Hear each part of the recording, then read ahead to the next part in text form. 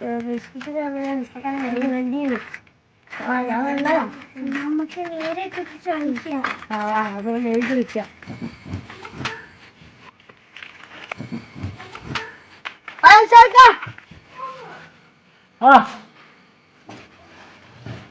എന്തേടാ എവിടുന്നേ? അല്ല നിസാർക്ക, മൂപ്പരെ വീട്ടിൽ പോയിട്ട് ചായ ഒക്കെ തന്നോ? ചായ ഇന്നലെ അവിടെ പോയിട്ടുണ്ടല്ലോ. നിസാർക്കാക്ക ഇന്നലെ ഒരു ഓട്ടം കഴിഞ്ഞ് വന്ന് വരുന്ന വഴിക്കുണ്ട് വലിയ റെയിൽവേ സ്റ്റേഷനിലേക്ക് ഒരു ഓട്ടം പോകുമെന്ന് ചോദിച്ചു. അപ്പൊ എനിക്ക് ഇവരെ വീടാണെന്നും എനിക്കറിയില്ലല്ലോ. ഞാൻ പറഞ്ഞു ഓ ആയിക്കോട്ടെ എന്ന് പറഞ്ഞു. അങ്ങനെ ഞാൻ പോയിട്ട് ഇവരെ വീടിന്റെ മുമ്പിൽ എത്തിക്കൊണ്ട് ബോർഡ് കൈതപ്പുറം എന്ന് പറഞ്ഞിട്ട് പോലെ ഇതുണ്ടല്ലോ, പേര് അങ്ങനെയാണല്ലോ, കൈതപ്പുറം എന്ന് പറഞ്ഞിട്ടാണ് പേരുള്ള ബോർഡ്. അങ്ങനെ ഞാൻ കുറേ നേരം ഇങ്ങനെ നടക്കുന്നത്. സത്യത്തിൽ മൂപ്പരെ കണ്ടീനോ? ഇന്നലെ അവിടെ പോയി വീടിന്റെ മുമ്പിൽ നിന്ന് കുറച്ചു നേരം കാത്തിട്ടുന്ന സമയത്തുണ്ട് ഞാൻ പുറത്ത് ഇങ്ങനെ നിൽക്കുമ്പോൾ, നമ്മളിങ്ങനെ പുറത്ത് വെറുതെ ഇങ്ങനെ നിൽക്കുമ്പോൾ നമ്മളൊരു പാട്ടൊക്കെ പാടൂലേ, എന്തെങ്കിലുമൊക്കെ ഒരു മൂളിപ്പാട്ട് പാടൂലേ, ഏതാണെന്നറിയോ? മനത്തെ മാരിക്കൂറുമ്പേ പെയ്യല്ലേ പെണ്ണിന്റെ പൊന്നേ മണത്തെ മാറിച്ചിടങ്ങൾ ഈ പാട്ട് അങ്ങോട്ട് പാടി, ഈ പാട്ട് ഇങ്ങോട്ട് പാടി ഇങ്ങോട്ട് കയ്യിലും ഞാൻ നോക്കുമ്പോണ്ട് സാറ് വീടിൻ്റെ ഇതില്ലേ വാതിൽ ഇങ്ങോട്ട് തുറന്നിട്ടുണ്ട്. മാഷ് ഇങ്ങോട്ട് വരുമ്പോൾ ഞാൻ തൊട്ടുമ്പോൾ ഞാൻ അങ്ങനെ നമ്മൾ പാട്ടൊക്കെ പാടുമ്പോൾ അങ്ങോട്ടും ഇങ്ങോട്ടൊക്കെ നോക്കിയിട്ടല്ലേ പാടുക, അങ്ങനെ പാടിങ്ങനെ നിൽക്കുക, ചിരിക്കരുത്, അങ്ങനെ പാടിങ്ങനെ നിൽക്കുന്ന സമയത്ത് മൂപ്പര് പറഞ്ഞ് നിങ്ങൾ ആരാന്ന് ചോദിച്ചു എന്നോട്. ഞാൻ പറഞ്ഞു ഞാനൊരു ഓട്ടോക്കാരനാണ്, ഇവിടെ സാറ് വീട്ടിൽ നിന്ന് വിളിച്ചായിരുന്നു ഓട്ടത്തിന്. അതല്ല, നിങ്ങളെ ശബ്ദം ഞാൻ എവിടെയോ കേട്ടിട്ടുണ്ടല്ലോ എന്ന് പറഞ്ഞിട്ട് മൂപ്പര് ഒന്നും പറയണ്ട മോനെ, ഇങ്ങനെ വന്ന് ഒറ്റ കെട്ടിപ്പിടുത്തെന്ന് പറയുകയാണെങ്കിൽ ഇങ്ങനെ ഒന്ന് കെട്ടിപ്പിടിച്ചല്ല, അതായത് ഒരു ഭാഗം അപ്പോൾ ഈ കൈക്ക് വയ്യ, ഈ കൈ ഇവർക്ക് പൊന്തൂല, അപ്പോൾ ഇങ്ങനെ വന്നിട്ട് ഇങ്ങനെ പിടിച്ചിട്ട് എൻ്റെ പുറത്ത് രണ്ടടിയാണ്. അപ്പം ഞാൻ ആദ്യം ഞെട്ടി, ഇതാരാണ് പുറത്ത്, സത്യം പറയാം ആരാണ് നമ്മളെ മുമ്പിൽ വന്ന് നിൽക്കുന്നത്. അങ്ങനെ ഞാനിങ്ങനെ നിൽക്കുന്ന സമയത്തുണ്ട് മൂപ്പര് പറഞ്ഞു ഞാൻ പുതിയ സിനിമ തുടങ്ങുന്നുണ്ട്, അതിലേക്കൊരു മറ്റേ ഫീമെയിൽ സിംഗറെ വേണം, നിങ്ങളെ വോയിസ് കറക്റ്റാണ്. ഞാൻ ആ ഒരു നീട്ടുണ്ടല്ലോ, അതായത്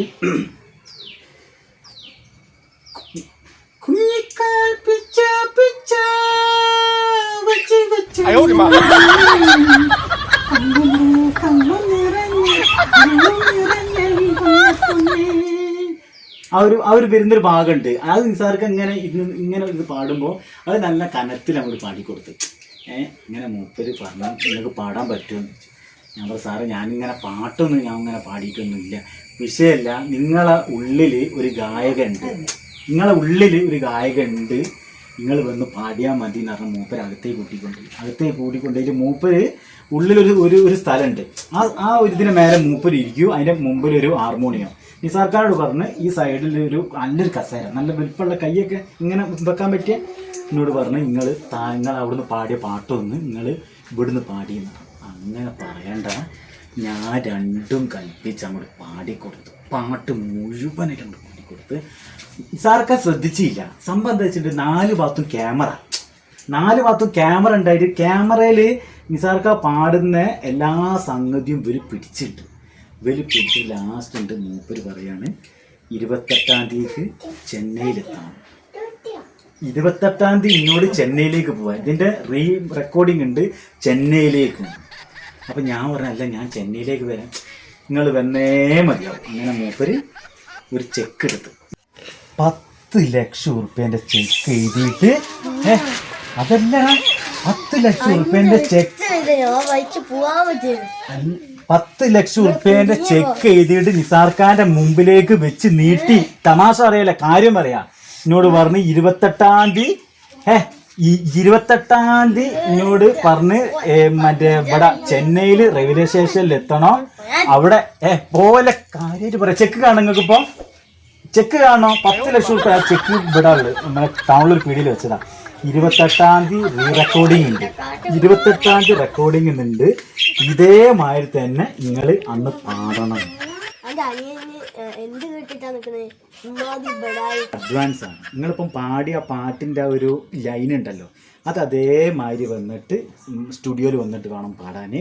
അവിടെ എത്തിയിട്ട് അത് സിനിമയിലേക്ക് വരുന്ന സമയത്ത് നിങ്ങളെ ബെനിഫിറ്റ് ഇതിനും കൂടുതലായിരിക്കും നിങ്ങൾക്ക് കിട്ടുക. പൈസ നിങ്ങൾക്ക് ഇതിനും കൂടുതലായിരിക്കും. നിങ്ങൾ ഈ ഓട്ടോറിക്ഷയായിട്ടും ഇനി നടക്കേണ്ട ആവശ്യമില്ല. നിങ്ങൾക്ക് ഈ ഒരു മേഖലയിലേക്ക് തന്നെ ഇനി വരാം. അങ്ങനെ എന്നോട് പറഞ്ഞ് ട്രെയിനൊന്നും നിങ്ങൾ വരണ്ട. അല്ല പോവല്ല, അതല്ല പറഞ്ഞത്. ട്രെയിനൊന്നും നിങ്ങൾ വരണ്ട. നിങ്ങൾ ഇവിടുന്ന് എയർപോർട്ടിൽ നിന്ന് മറ്റേ ഇവിടുന്ന് കരിപ്പൂരിൽ നിന്ന്, അതല്ല കരിപ്പൂർ പോലെ ഓൻ കേട്ടിരിക്കുക.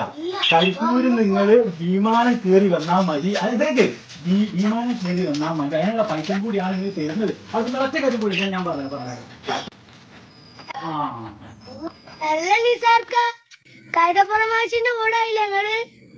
ഇങ്ങോട്ട് അങ്ങോട്ട് ഓടാ. ഇനി വേണമെങ്കിൽ നിങ്ങൾ പോയിക്കോളൂ.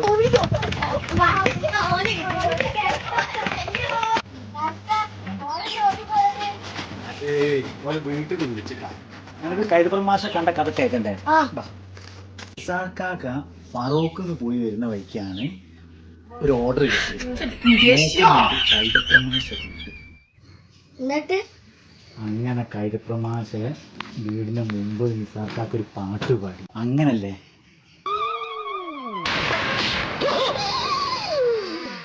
അയ്യോ പോച്ചേ.